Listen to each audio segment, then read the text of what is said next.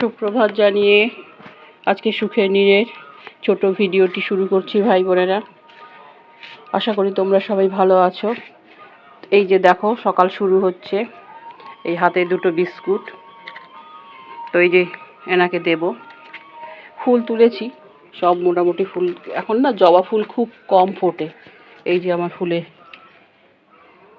Collection, ঠিক আছে। এই যে আগে কিনাকে খেতে দিই, আর কটা যদি পারি তুলবো। সাধু, এই যে সাধু, খাবি না?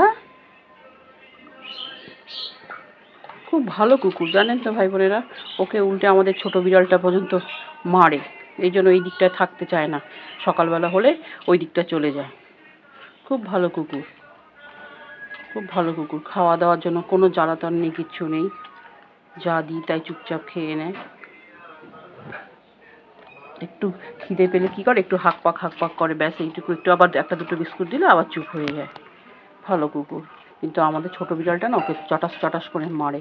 ও কী করে, যেই আমরা ঘুম থেকে উঠে যাই সকালবেলা, ও ওই দিকটায় চলে যায়, মানে ওই পাশে যে আছে পলিথিন টানানো, ওই জায়গাটা চলে যায়। এই যে নীলকণ্ঠ ফুল মোটামুটি তুলে নিয়েছি, তারপরেও গাছে আছে ভাই বোনেরা।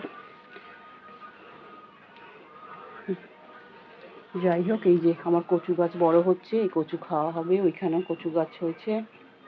একটু চিংড়ি দরকার, চিংড়িটার বাবাকে বলেছি ভালো চিংড়ি পেলে নিয়ে আসতে বলেছি কচুর জন্য। এই যে, তো যাই হোক, ভিডিওটা এখনকার মতন এইটুকু। ভালো থাকবে, সাবধানে থাকবে।